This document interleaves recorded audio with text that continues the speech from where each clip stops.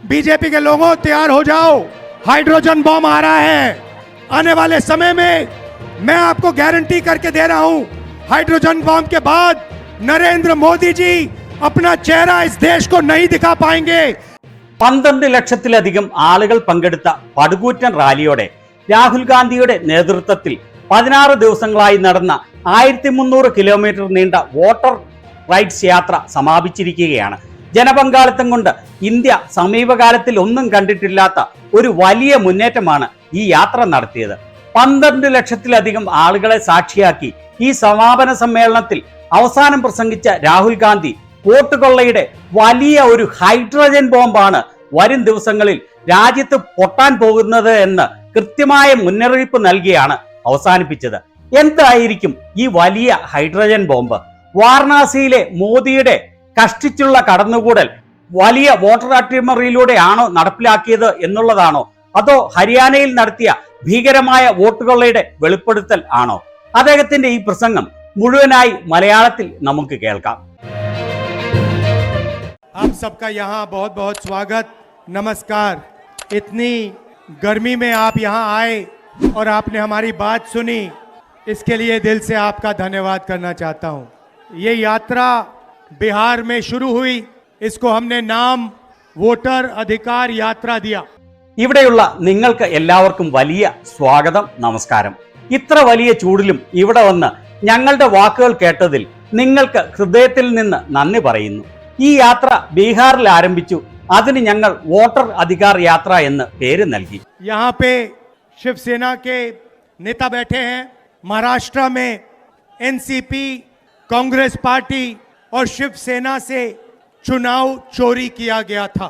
ये 100% सच है। तकरीबन 1 करोड़ नए वोटर लोकसभा चुनाव के बाद वोटर लिस्ट में जोड़े जाते हैं, बढ़ाए जाते हैं, नए वोटर आके वोट करते हैं। ഇവിടെ ശിവസേനയുടെ നേതാവ് ഇരിപ്പുണ്ട്. മഹാരാഷ്ട്രയിൽ NCP, കോൺഗ്രസ്, ശിവസേന എന്നിവരുടെ കയ്യിൽ നിന്നും തെരഞ്ഞെടുപ്പ് മോഷ്ടിച്ചെടുത്തതാണ്. ഇത് 100% സത്യമാണ്. ലോക്സഭാ തെരഞ്ഞെടുപ്പിന് ശേഷം ഏകദേശം 1 കോടി പുതിയ വോട്ടർമാരെ വോട്ടേഴ്സ് ലിസ്റ്റിൽ ചേർത്തു. പുതിയ വോട്ടർമാർ വന്ന് വോട്ട് ചെയ്യുന്നു. हमारे गठबंधन का जो वोट था, जितना हमें लोकसभा में मिला उतना हमें विधानसभा में मिला, 1 वोट कम नहीं हुआ। और सारे के सारे नए वोट बीजेपी के अलायंस के खाते में गए। लोकसभा हम जीते, विधानसभा में हमारी पार्टियां तीनों के तीनों मजबूत पार्टियां साफ हो गई। ഞങ്ങളുടെ മുന്നണിക്ക് ലോക്സഭയിൽ എത്ര വോട്ടുകൾ കിട്ടിയോ അത്ര തന്നെ വോട്ടുകൾ നിയമസഭയിലും ലഭിച്ചു. ഒരു വോട്ട് പോലും കുറഞ്ഞില്ല. പുതുതായി ചേർത്ത എല്ലാ വോട്ടുകളും BJPയുടെ മുന്നണിക്ക് പോയി. ലോക്സഭാ തെരഞ്ഞെടുപ്പ് ഞങ്ങൾ വിജയിച്ചു. നിയമസഭയിൽ ഞങ്ങളുടെ 3 പാർട്ടികളും പരിപൂർണമായി പരാജയപ്പെട്ടു. എന്തുകൊണ്ടാണ്? क्योंकि इलेक्शन कमीशन ने और बीजेपी ने मिलकर वोट चोरी की। उसके बाद हमने साफ दिखाया, महादेवापुरा में बेंगलोर सेंट्रल की सीट में हमने साफ दिखाया कि एक असेंबली में 1 लाख से ज्यादा फर्जी वोटर थे। बेंगलोर सेंट्रल में 7 विधानसभाएं हैं। കാരണം ഇലക്ഷൻ കമ്മീഷനും BJPയും ചേർന്ന് വോട്ട് മോഷണം നടത്തി. അതിനുശേഷം ഞങ്ങൾ കൃത്യമായി കാണിച്ചു കൊടുത്തു. മഹാദേവപുരയിൽ ബാംഗ്ലൂർ സെൻട്രൽ സീറ്റിൽ ഞങ്ങൾ കൃത്യമായി കാണിച്ചു, ഒരു അസംബ്ലി മണ്ഡലത്തിൽ മാത്രം 1 ലക്ഷത്തിലധികം കള്ളവോട്ടുകൾ ഉണ്ട് എന്ന്. ബാംഗ്ലൂർ സെൻട്രലിൽ 7 നിയമസഭാ മണ്ഡലങ്ങളാണ് ഉള്ളത്. ഈ പറയുന്നതിൽ രാഹുൽ ഗാന്ധിക്ക് ഒരു പിഴവ് സംഭവിച്ചിട്ടുണ്ട്. ബാംഗ്ലൂർ സെൻട്രലിന്റെ കീഴിൽ 7 അല്ല 8 നിയമസഭാ മണ്ഡലങ്ങളാണ് ഉള്ളത്. 6 में हम जीतते हैं, कांग्रेस पार्टी जीतती है। जहां पे 1 लाख फर्जी वोट थे वहां पे हम साफ हो जाते हैं और उसी असेंबली के कारण बीजेपी लोकसभा जीत जाती है। हमने ये प्रेस कॉन्फ्रेंस में दिखाया, डेटा के साथ दिखाया। ഇതിൽ 6 ഞങ്ങൾ വിജയിച്ചു. 1 ലക്ഷം കള്ളവോട്ടുള്ള മണ്ഡലത്തിൽ ഞങ്ങൾ തൂത്തെറിയപ്പെട്ടു. ആ ഒരു അസംബ്ലി മണ്ഡലം കാരണം ലോക്സഭാ തെരഞ്ഞെടുപ്പ് BJP വിജയിച്ചു. ഇത് ഞങ്ങൾ പ്രസ് കോൺഫറൻസിൽ കാണിച്ചു, ഡേറ്റയുടെ അടിസ്ഥാനത്തിൽ കാണിച്ചു. इलेक्शन कमीशन हमें वोटर लिस्ट नहीं देती, वीडियोग्राफी नहीं देती। हमारे लोगों ने कागज की वोटर लिस्ट से फोटो मिलाकर, नाम मिलाकर, एड्रेस मिलाकर ये काम किया। 4 महीने लगे, 16-17 घंटे काम किया और हमने देश के सामने सबूत रखा। ब्लैक एंड व्हाइट में हमने सबूत रखा। ഇലക്ഷൻ കമ്മീഷൻ ഞങ്ങൾക്ക് വോട്ടേഴ്സ് ലിസ്റ്റ് നൽകിയില്ല, വീഡിയോഗ്രാഫി നൽകിയില്ല. എന്നാൽ ഞങ്ങളുടെ ആളുകൾ പേപ്പർ വോട്ടേഴ്സ് ലിസ്റ്റ് വെച്ച് ഫോട്ടോകൾ ഓരോന്നായി കമ്പയർ ചെയ്തു, പേരുകൾ ഓരോന്നായി കമ്പയർ ചെയ്തു, അഡ്രസ്സുകൾ കമ്പയർ ചെയ്താണ് ഈ ജോലി ചെയ്തത്. 4 മാസം എടുത്തു അതിന്. ഓരോ ദിവസവും 16-17 മണിക്കൂർ തുടർച്ചയായി ജോലി ചെയ്തു. അങ്ങനെ ഞങ്ങൾ രാജ്യത്തിന്റെ മുൻപിൽ തെളിവ് തുറന്നു കാണിച്ചു. ബ്ലാക്ക് ആൻഡ് വൈറ്റ് ആയി ഞങ്ങൾ തെളിവ് കാണിച്ചു. बिहार के युवाओं को मैं कहना चाहता हूं, ये बिल्कुल सही बात है. देखिए, वोट चोरी का मतलब अधिकार की चोरी, वोट चोरी का मतलब आरक्षण की चोरी, वोट चोरी का मतलब रोजगार की चोरी, वोट चोरी का मतलब शिक्षा की चोरी, वोट चोरी का मतलब लोकतंत्र की चोरी, वोट चोरी का मतलब युवाओं के भविष्य की चोरी. ബീഹാറിലെ യുവാക്കളോട് ഞാൻ പറയാൻ ആഗ്രഹിക്കുകയാണ്, വോട്ട് കൊള്ളയുടെ അർത്ഥം അവകാശങ്ങളുടെ കൊള്ള, വോട്ട് കൊള്ളയുടെ അർത്ഥം സംവരണത്തിന്റെ കൊള്ള, വോട്ട് കൊള്ളയുടെ അർത്ഥം തൊഴിലുകളുടെ കൊള്ള, വോട്ട് കൊള്ളയുടെ അർത്ഥം വിദ്യാഭ്യാസത്തിന്റെ കവർച്ച, വോട്ട് കൊള്ളയുടെ അർത്ഥം ജനാധിപത്യത്തിന്റെ മോഷണം, വോട്ട് കൊള്ളയുടെ അർത്ഥം യുവാക്കളുടെ ഭാവി കൊള്ളയടിക്കുക എന്നിവയാണ്. ये सिर्फ वोट नहीं ले रहे हैं, ये आपकी जमीन, आपका राशन कार्ड, सब कुछ उठा ले जाएंगे, अदानी अंबानी को दे देंगे. भाइयों और बहनों, जिन शक्तियों ने महात्मा गांधी की हत्या की, वही शक्ति इस संविधान की, अंबेडकर जी की संविधान की, गांधी जी की संविधान की हत्या करने की कोशिश कर रहे हैं. हम इनको संविधान की हत्या नहीं करने देंगे, कुछ भी हो जाए नहीं करने देंगे. ഇവർ വോട്ടുകൾ മാത്രമല്ല തട്ടിയെടുക്കുന്നത്, ഇത് നിങ്ങളുടെ ഭൂമി, നിങ്ങളുടെ റേഷൻ കാർഡ്, നിങ്ങളുടെ എല്ലാം കവർന്നെടുക്കും. എന്നിട്ട് അത് അദാനിക്കും അംബാനിക്കും കൊടുക്കും. സഹോദരീ സഹോദരന്മാരെ, മഹാത്മാഗാന്ധിയെ കൊലപ്പെടുത്തിയ ശക്തികൾ, അതേ ശക്തികൾ ഈ ഭരണഘടനയെ, ഗാന്ധിജിയുടെയും അംബേദ്കറിന്റെയും ഈ ഭരണഘടനയെ കൊലപ്പെടുത്താൻ ശ്രമിക്കുകയാണ്. ഞങ്ങൾ ഇവരെ ഭരണഘടനയെ കൊലപ്പെടുത്താൻ സമ്മതിക്കുകയില്ല. എന്ത് സംഭവിച്ചാലും വേണ്ടില്ല, അത് അനുവദിക്കില്ല.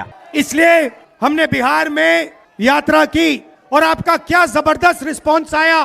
बिहार का युवा सारे के सारे युवा खड़े हो गए. छोटे छोटे बच्चे जीप के पास आते थे, कहते थे वोट चोर, वोट चोर, वोट चोर. नारा फैल गया है. അതിനാൽ ഞങ്ങൾ ബീഹാറിൽ യാത്ര നടത്തി. അതിന് നിങ്ങളിൽ നിന്നും എത്ര വലിയ ആവേശകരമായ പ്രതികരണമാണ് ലഭിച്ചത്. ബീഹാറിന്റെ എല്ലാ യുവാക്കളും ഇതിനോട് ഒപ്പം നിന്നു. കൊച്ചു കൊച്ചു കുട്ടികൾ ജീപ്പിന്റെ അടുത്ത് വന്നു നിന്നുകൊണ്ട് പറഞ്ഞു, വോട്ട് കൊള്ളക്കാർ കസേരയൊഴിഞ്ഞു പോകൂ, വോട്ട് കൊള്ളക്കാർ കസേരയൊഴിഞ്ഞു പോകൂ, വോട്ട് കൊള്ളക്കാർ കസേരയൊഴിഞ്ഞു പോകൂ എന്നുള്ള മുദ്രാവാക്യം മുഴക്കി. और बीच में बीजेपी के लोग काले झंडे दिखा रहे हैं, है ना. अब मैं बीजेपी से कहना चाहता हूं, अच्छी तरह सुन लीजिए, बीजेपी के लोग अच्छी तरह सुन लीजिए. ഇതിനിടയിൽ ബി.ജെ.പിയുടെ ആളുകൾ കരിങ്കൊടി കാണിച്ചു. ഇപ്പോൾ ഞാൻ ബി.ജെ.പിയോട് പറയാൻ ആഗ്രഹിക്കുകയാണ്, ശരിക്കും കേട്ടുകൊള്ളൂ. ബി.ജെ.പിയുടെ ആളുകളെ നിങ്ങൾ നല്ലതുപോലെ കേട്ടുകൊള്ളൂ. भैया, एटम बम का नाम सुना आपने? सुना है एटम बम का नाम? उससे बड़ा क्या होता है? उससे बड़ा क्या होता है?